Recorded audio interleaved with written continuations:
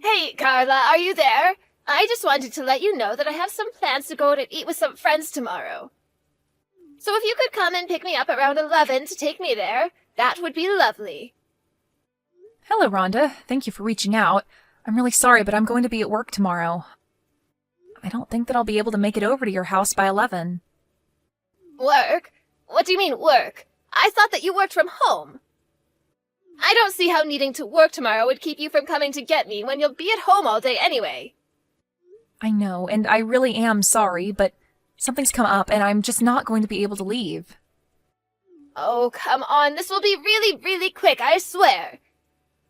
You'll come pick me up at 11, and I promise that you'll be home before even noon. It will just take a second. I'm sorry, Rhonda, but I really don't think that it will. I know how much time it takes to go to your house and drive you around. So I think that tomorrow you'll have to find someone else to drive you, or else take an Uber or the bus or something. No, that is just unacceptable. You aren't allowed to deny me this, Carla. Besides, I already told my friends that my daughter-in-law would be joining us for lunch. But this is the first that I'm hearing about these plans, and now you're telling me that they're tomorrow?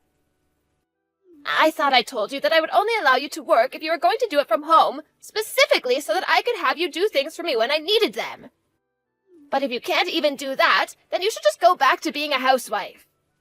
Because clearly you still don't understand the fact that you should always be putting your mother-in-law first. Please, Rhonda, that isn't fair. I've finally found something that I really want to do. I don't want to quit my job.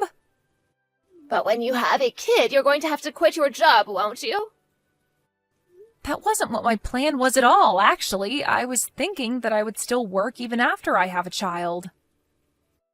Now you listen to me, young lady. You are going to come and pick me up when I tell you to, and that is that. Unless you'd rather I tell all my friends just to show up at your house and have lunch there. Okay, Rhonda, you win. I'll pick you up tomorrow if that's what you really need from me. You should have just said that you would in the first place. Then we wouldn't have had to waste our time fussing over this pointlessly. I can't believe that you would even try to lie to me about getting in the way of your work schedule. Did you really think I was going to buy that? But I wasn't lying to you. I guess now I'll just have to stay up all night working so that I don't miss the deadline for this tomorrow. If you had that option, then you should have said that's what you were going to do in the first place. But remember that you're going to be driving me around tomorrow, so you better not get us into an accident. Do you understand me? Because if anything does happen, then I'm going to make sure that everyone knows it's all your fault. Got it? I understand. Thank you for making that perfectly clear to me.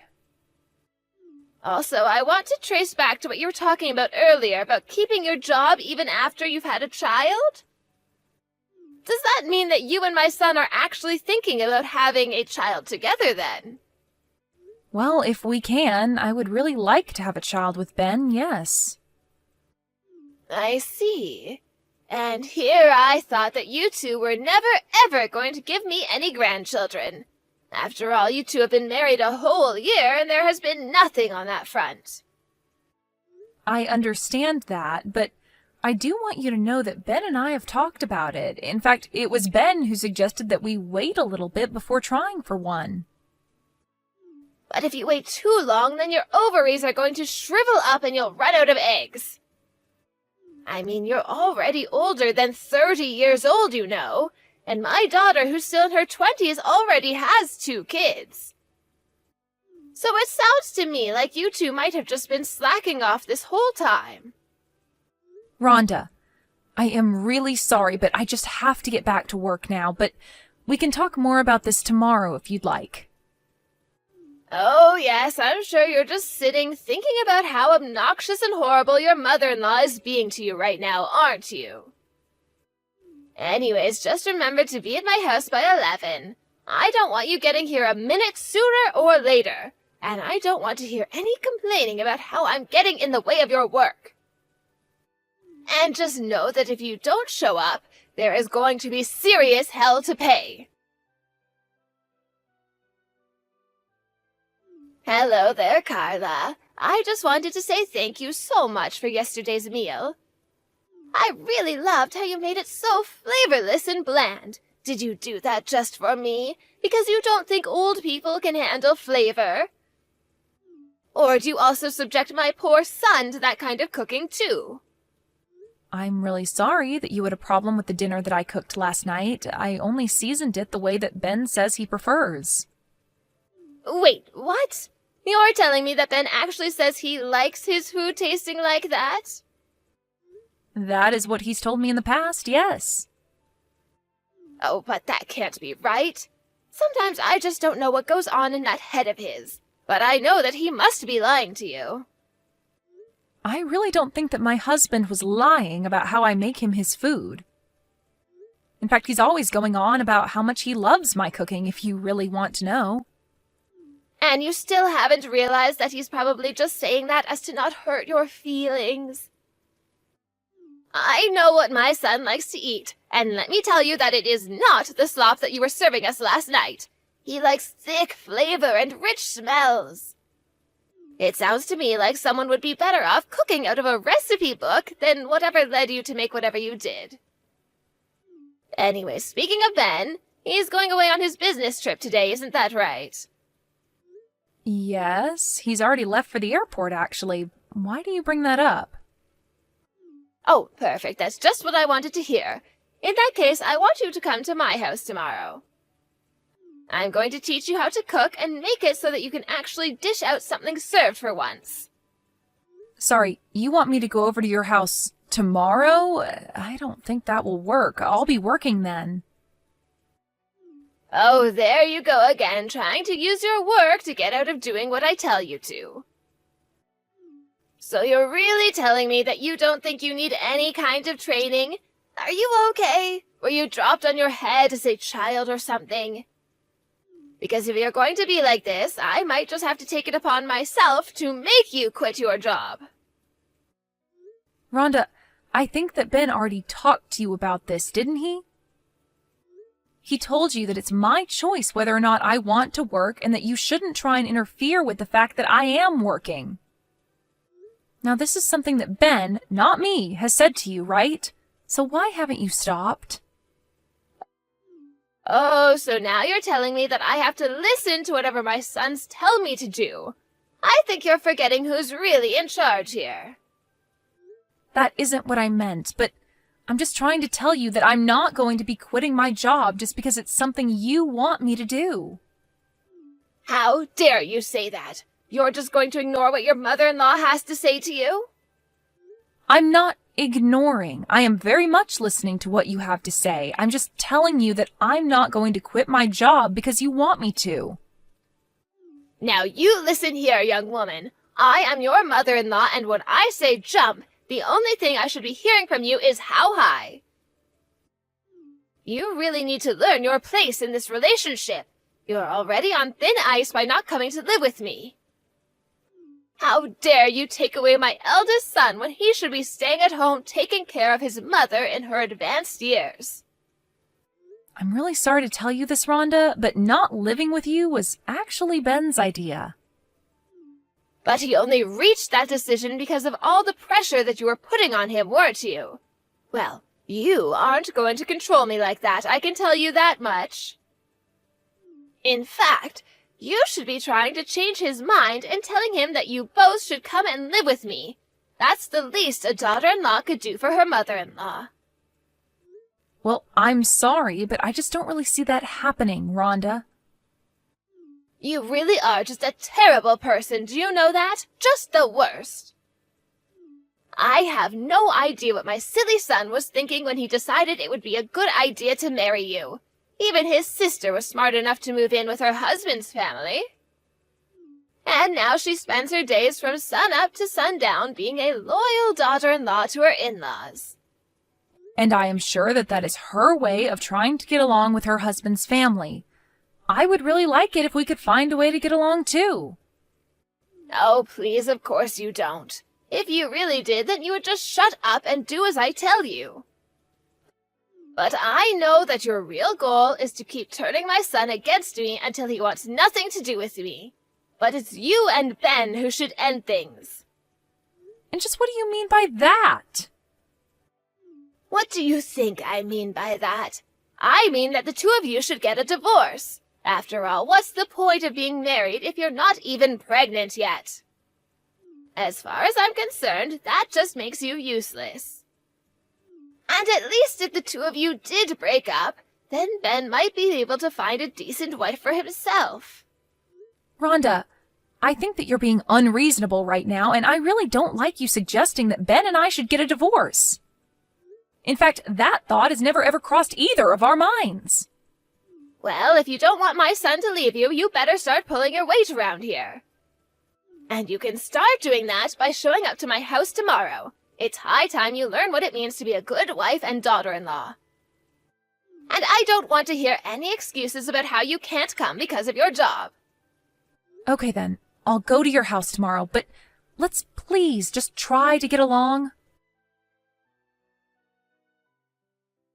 Oh, hey there, Kate. Sorry I wasn't able to take your calls.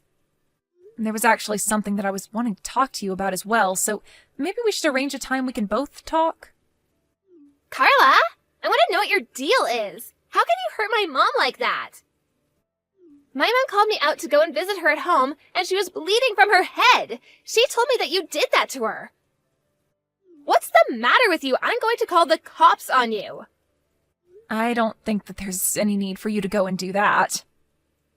What are you talking about? You think I'm just going to let you get away with this? No, I'm not trying to get away with anything, and I'm not trying to run away. It's just that the police are already on their way over there, so tell your mom to get ready for that. And just what is that supposed to mean? Did you go to the cops or something? I did, actually. I filed a report against your mom, if you must know. Hold on a second. What are you even talking about right now, Carla? You hurt my mom and made her bleed, and yet you're the one trying to file a report against her? Or did you just turn yourself in? I don't get what's going on here. That much I already know, but the fact of the matter is that your mom was the one who hurt me when she pushed me down the stairs. Wait, what? I'm still confused. Now you're telling me that my mom fell down some stairs? But what about her bleeding head injuries?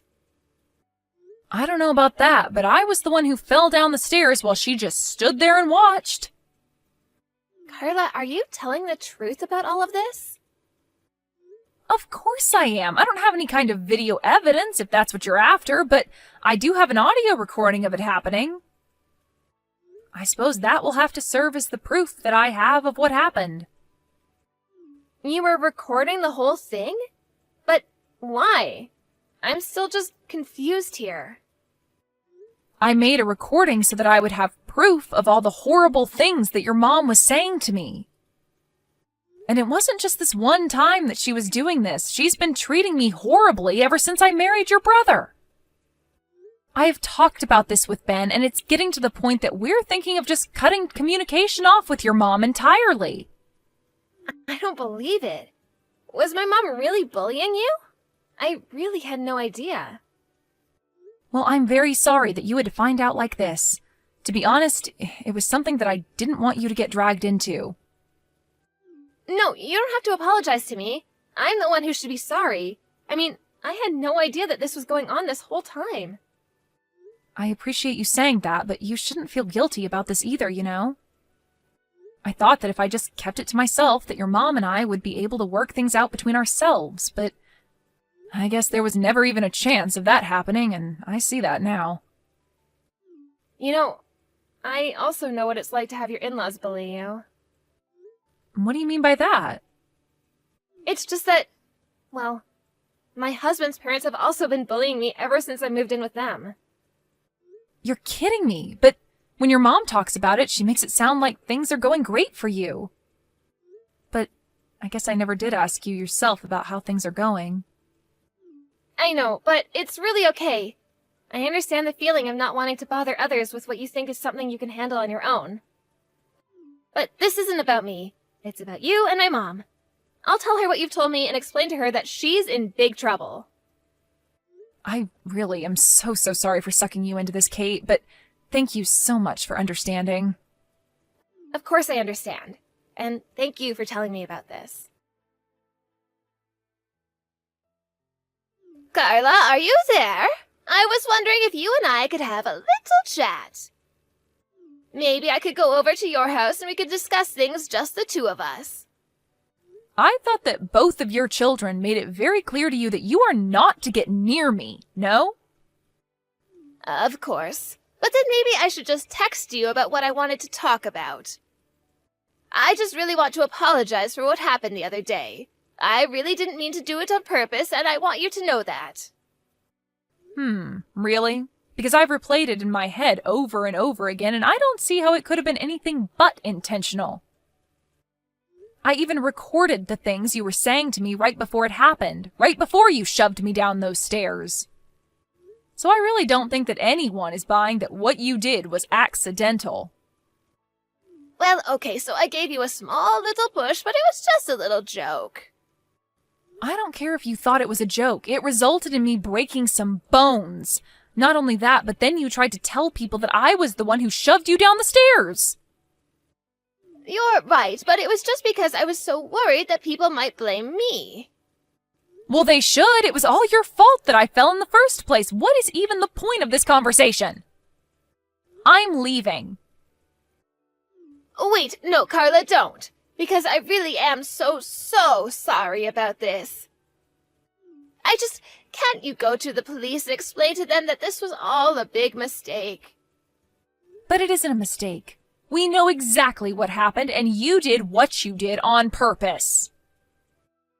Please, I really didn't mean to. I swear to never do anything like that to you ever again. Besides, it's not like you didn't do anything to me. Right as you were falling, you took a swipe at me. If you had actually hit me with it, I could have been really hurt. I see.